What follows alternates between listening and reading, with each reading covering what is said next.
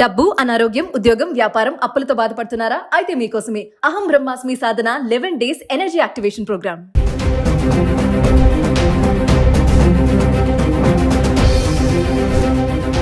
నమస్తే, welcome back to Suman TV. ప్రస్తుతం మనతో పాటు ఉన్నారు మేనేజ్మెంట్ కన్సల్టెంట్ సంపత్ సముద్రాల గారు. నమస్తే సార్. సార్, ట్రంప్ మనం చాలా వీడియోలో మాట్లాడుకున్నాం. ఇప్పటికీ ట్రంప్ చాలా నిర్ణయాలు తీసుకుంటున్నాడు. మరి birth right citizenship, illegal immigrants వద్దు, డెలివరీ టైంకి ఇక్కడికి వచ్చి ఆ పిల్లలకి బర్త్ రైట్ సిటిజన్షిప్ కోసం అని ట్రై చేస్తున్నా అని చెప్పి దానికి ఒక బ్యాన్ చేశారు. అది ఇంకా అవ్వలేదు, స్టేలోనే ఉంది. మరి ఒక్కసారి మరి ఏమవుతుంది, దాని కాన్సిక్వెన్సెస్ ఎలా ఉన్నాయి, ఏంటి, ఇంకా స్టేలోనే ఉందా, మరి ట్రంప్ దాన్ని కట్ చేస్తాడా, కొనసాగిస్తాడా అంటే ఒక్కసారి సార్. అమ్మ, మనం ఈ సబ్జెక్ట్ గురించి ఇంతకు ముందు కూడా మాట్లాడుకున్నాం. ఆ రోజుకి ఈ రోజుకి ఏమి మార్పు లేదు. Okay, so people are still enjoying the ride. ఇవాళ వరకు ఏం మార్పు లేదు. మరి ఈ సబ్జెక్ట్ మీరు ఇవాళ ఎందుకు అడుగుతున్నారో కూడా చెప్తాను నేను. ఇవాళ మీరు ఎందుకు అడుగుతున్నారు ఈ సబ్జెక్టు అని అంటే, మే 15వ తారీఖున సుప్రీంకోర్టులో అక్కడ ఈ కేసు ఆర్గ్యుమెంట్స్ డిస్కషన్స్ అయ్యాయి. అందుకని మళ్ళీ అందరూ ఓకే ఈ సబ్జెక్ట్ గురించి మాట్లాడుతున్నారు. సుప్రీంకోర్టు అక్కడ మోస్ట్లీ జూన్లో డెసిషన్ ఇవ్వచ్చు. కాబట్టి జూన్ వరకు అయితే ఈ రైట్ ఉంది. అంటే ఏంటి సార్, జూన్ తర్వాత పోయే అవకాశాలు ఉన్నాయా అని అంటే అక్కడ సుప్రీంకోర్టు ఎలా చూస్తుంది దాన్ని ఆలోచించినట్టు దాన్ని అనుగుణంగా మారే అవకాశాలు ఉన్నాయి. అయితే అలా అయినప్పటికీ కూడా, ఎందుకంటే ఇది కాన్స్టిట్యూషనల్ అమెండ్మెంట్ మీద ఉన్న పాయింట్ కాబట్టి తను చేయడానికి లేదు, ఈ హ్యాస్ నో రైట్ అని మనకి స్టేట్ కోర్ట్స్లో డిసిషన్స్ అయ్యాయి. స్టేట్ కోర్ట్స్లో డిసిషన్స్ ఇచ్చేప్పుడు 1-2 స్టేట్స్లో కోర్ట్స్ నేషనల్ వైడ్గా ఇది వర్తిస్తుంది అన్నట్టుగా జడ్జిమెంట్లు ఇచ్చారు. అయితే ట్రంప్ గారు గవర్నమెంట్ సుప్రీంకోర్టులో వేసిన కేసు ఏంటంటే, అవి స్టేట్ కోర్టులు అవి నేషనల్ పరంగా అని ఎలా రూలింగ్స్ ఇస్తాయి అని ఛాలెంజ్ చేయడమే తప్పితే బర్త్ రైట్ని వాళ్ళు అప్పీల్ చేశారా, డ్రాప్ చేశారా అన్న సబ్జెక్ట్ మీద కోర్టుకు వెళ్ళలేదు. మీరు ట్రంప్ గారి కేసు ఇప్పుడు సుప్రీంకోర్టులో ఉన్న కేసును మనం చూసినట్టయితే, validity of the judgment of those state courts is only వాళ్ళు how can they say it is national అన్న పాయింట్ మీదే డిస్కషన్. కాబట్టి ఆ జడ్జిమెంట్ వచ్చిన ఆ పాయింట్ మీదే డిస్కషన్ తప్పితే బర్త్ రైట్ మీద అన్న డిస్కషన్ కాదు. కాబట్టి అది ఇంపాక్ట్ అయ్యే అవకాశాలు తక్కువ. అంటే కంటిన్యూ అవుతుంది, రైట్ ఉంటుంది అనే బిలీవ్ చెయ్యాలి మనం. ఓకే, అయితే మరి కోర్టు ఏం డైరెక్షన్స్ ఇస్తుంది, కోర్టు ఏం ఒపీనియన్ ఇస్తుంది అని అనేది మనం జూన్ వరకు వెయిట్ చేయాల్సిందే.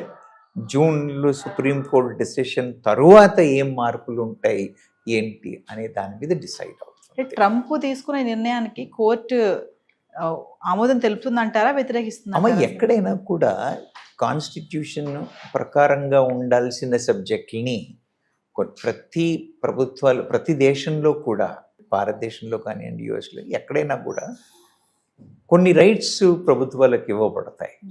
అవునా? కొన్ని ప్రెసిడెంట్ ఇండిపెండెంట్గా చేయడం, కొన్ని పార్లమెంట్లో అప్పర్ హౌస్లోనో లోవర్ హౌస్లోనో డిసైడ్ చేయడం అనేవి రూల్స్ ఉన్నాయి. అవి ఫాలో అయినంత వరకు కోర్టులు ఏం చేయలేవు. అవి ఫాలో కానప్పుడు మరి ఒకసారి లా ఉంది, ఈ ప్రభుత్వాలే లాస్ ఎనాక్ట్ చేస్తాయి. ఎనాక్ట్ చేయబడ్డ లాని వాళ్ళు ఫాలో అవ్వకపోతే, ఇప్పుడు నేను చెప్పాను కదా, ఇది కాన్స్టిట్యూషన్ అమెండ్మెంట్ని ఛాలెంజ్ చేస్తున్న పాయింట్ కాబట్టి ఇది ఆయన ఇండిపెండెంట్గా తీసుకున్న డెసిషన్ కాబట్టి ఇది చెల్లదు. He cannot take a decision like that అనే పాయింట్ మీద డిస్కషన్. అంటే చెల్లదు అంటున్నారు కదా సార్. అంటే నాది క్వశ్చన్, ఇప్పుడు అమెరికా అధ్యక్షుడు కదా ట్రంప్, మరి తనకి తెలీదా నేను ఈ రూల్ పాస్ చేస్తే ఇది కోర్టు కొట్టేస్తుంది అని అంత పెద్ద దాన్ని ఎలా తీసుకొచ్చారు? అంటే స్టార్టింగ్ నుంచి ట్రంప్ ఒకటి ఏంటంటే ఇల్లీగల్ ఇమిగ్రెంట్స్ ని అరికట్టాలి. నో ఆయన ప్రయారిటీస్ ఆయనకు ఉన్నాయి. Hmm. యు అండర్స్టాండ్, ఆయన ఛాలెంజెస్ ఆయనకున్నాయి. ప్రతి స్టేట్లో ప్రతి దేశంలో. ఇప్పుడు మన భారత ప్రభుత్వం చేసిన డెసిషన్స్ కూడా కొన్నిసార్లు సుప్రీంకోర్టు కొట్టేసింది, Yes. అవునా? స్టేట్ గవర్నమెంట్స్ చేసినవి కూడా హైకోర్టులు కొట్టేసాయి. Yes. కొట్టేసిన తర్వాత మళ్ళీ సుప్రీంకోర్టులో వెళ్ళి, మరి వీళ్ళకి తెలియక కాదు. అప్పుడున్న వాతావరణం, అప్పుడున్న పరిస్థితి, అప్పుడున్న పొలిటికల్ సినారియో, వాళ్ళు ఎలక్షన్స్ ముందు ఇచ్చొచ్చిన ప్రామిస్లు, Yes. ఇవన్నీ ఇన్ఫ్లుయెన్స్ చేస్తాయి కదా. Yes. సో కనీసం ఇంప్లిమెంట్ అవుతుందా కదా వేరే విషయం. అలాంటి అప్రోచ్ అతనికి ఉంది, ఈజ్ ఇన్ అవర్ ఫేవర్ అన్నదన్న పబ్లిక్ కి చూపించాలి కదా అతను, అవునా కదా? Yes, ఆయనకి yes. అలాంటి ఉద్దేశం ఉంది.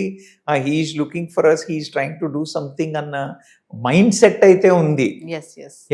అన్న ఆలోచన అయితే కలగాలి కదా. అందుకని తెలియకపోవడము అని కాదు. Okay, so everybody will try to do whatever best possible. కొన్నిసార్లు ఇలాంటి పొరపాట్లు లేదా డెలిబరేట్గా చూద్దాం, if it is not challenged అన్నట్టుగాను, because they are super powers. So అది నేను అంటున్నాను కదా, మన దేశంలో అవ్వలేదా? మన వాళ్ళు చేయట్లేదా? మరి మోడీ గారిని ఎత్తుతున్నారు, ఈజ్ ద నాలెడ్జ్ బ్యాంక్ అని అండి, ఇంకా what ever you talk about.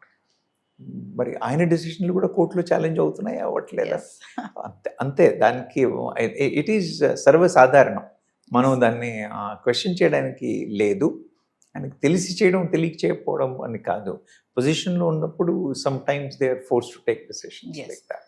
So present చూసుకుంటే ట్రంప్ రూలింగ్ ఎలా ఉంది అంటే అమెరికన్స్ కూడా కొంచెం అగెనిస్ట్ గానే ఉన్నారు ట్రంప్ పైన. మీరు అన్నట్టుగా చాలా వీడియోలు చెప్పారు, ట్రంప్ డెసిషన్ మేకర్ ఎలా అంటే స్పాట్ గా తీసుకుంటాడు డెసిషన్స్, కొంచెం చిన్నపిల్లల మనస్తత్వం అని కూడా. అంటే ప్రెసెంట్ ఎలా ఉంది అనుకోవచ్చు సిచ్యువేషన్? మనకు అంత క్లియర్గా చెప్పలేమమ్మా. ప్రతి దానికి కూడా రెండు వైపులా you understand my Yes. Point. Yes. ఆయన ఉద్దేశం అంటే America first, Yes. He wants to bring America first. ఆయన ఉద్దేశంలో ఏం తప్పు లేదు. వ్యవహార శైలిలో అక్కడిక్కడో రెండో మూడో పొరపాట్లు జరిగే అవకాశాలు ఉన్నాయి. కొంచెం తొందరపాటు వ్యక్తే, ఇంతకు ముందు ఉన్నప్పుడు కూడా ఆయన కొంచెం తొందరపాటు వ్యక్తే. కానీ ఆయన ఉద్దేశంలో వాళ్ళ దేశం ప్రజలకి మేలు కలగాలి అని అన్నప్పుడు he has to take care. Yes. కానీ దానివల్ల ఏమవుతుందంటే ఆయన తీసుకుంటున్న కొన్ని డెసిషన్స్ వల్ల అక్కడున్న ప్రజలకి కూడా, ఈవెన్ అమెరికన్స్కి కూడా అంత ఫేవరబుల్గా లేవు అన్న ఇది వచ్చినప్పుడు కొంత విముఖత వస్తుంది. కానీ ఇప్పుడే కదా మొదలైంది, ఇంకా ఆయనకి చాలా టైం ఉంది. ఒకవేళ ఏదైనా చిన్న పొరపాట్లు అటు ఇటు అయినా కూడా సరి చేసుకోవడానికి he still has lot of time. So we should wait and see without making a comment either this side or that side. We should wait and see. Further గా మరి అబ్రాడ్ ఎడ్యుకేషన్కి వెళ్ళాలనుకునే స్టూడెంట్స్ మీరు ఏమైనా చెప్తారా? అమెరికా ఇప్పటికైతే ఇప్పుడు నేనేమన్నానంటే, నేను లాస్ట్ టైం కూడా చెప్పాను, ఇక్కడ లేనట్టు అక్కడ ఏదో ఉందనుకుని పరిగెత్తాల్సినంత పరిస్థితి లేదు.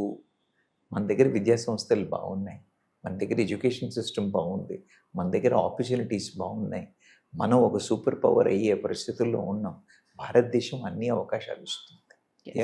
ఊరికే క్రేజ్ కోసం అమెరికాకి వెళ్ళడమే తప్పితే అక్కడ పెద్ద బెనిఫిట్స్ ఏమీ లేవు. అక్కడ కండిషన్స్ ఇంకా స్ట్రింజెంట్ అవుతూ ఉంటాయి. సో ఐడియలీ అంటే పిల్లలు వాళ్ళు స్వతహాగా స్టడీ చేసి మేము ఎంచుకున్న ఏరియా పనిచేస్తుంది, మాకు అక్కడ వాట్ యు కాల్ బెటర్మెంట్కి ఛాన్స్ ఉంది అని పిల్లలు డిసైడ్ చేసుకుని పోయే వాళ్ళని మనం ఆపాల్సిన అవసరం లేదు. బికాజ్ ఇక్కడ కూడా కొన్నిసార్లు మనం డెసిషన్ తీసుకున్న తర్వాత కూడా మార్పు చేసుకోవాల్సి వస్తుంది.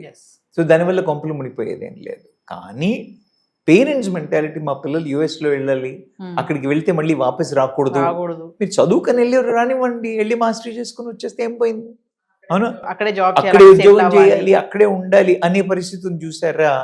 అది I don't suggest. That may not be a right thing. దానికోసం పోవాలి అనుకునే పిల్లలకి మాత్రం I suggest please think twice. Parents mind set అనేది పేరెంట్ మైండ్ సెట్ మారాలమ్మా. పిల్లలు పెద్ద ఛాలెంజ్ ఏం లేదు, పేరెంట్ మైండ్ సెట్ మారాలి. ఇక్కడ లేనిది అక్కడ ఉంది ఏంటి? It's a spacious country with less population, so you may find little better, but that can be done even here. So ఏదేమైనా బర్త్డే సిటిజన్షిప్ మాత్రం జూన్ వరకు వెయిట్ చేయాల్సింది. ఖచ్చితంగా ఒకవేళ ట్రంప్కి అనుకూలంగా వస్తే మాత్రం చాలా స్ట్రిక్ట్ గానే ఉండొచ్చు అనుకుంటా. కాదు, అక్కడ ఆ కేసు కూడా బర్త్ రైట్ కి అన్న డెసిషన్ కాదు, ఆ పర్టికులర్ కోర్ట్స్ ఇచ్చిన డెసిషన్ కి మాత్రమే. కాబట్టి ఇప్పటికీ ఇంకా దాని మీద డెసిషన్ అవ్వదు. కాబట్టి జూన్లో వచ్చే డెసిషన్ కూడా mostly it may not impact, but that may pave a way whether to have or not to have అనేది we should wait and see. Thank you sir. Thank you.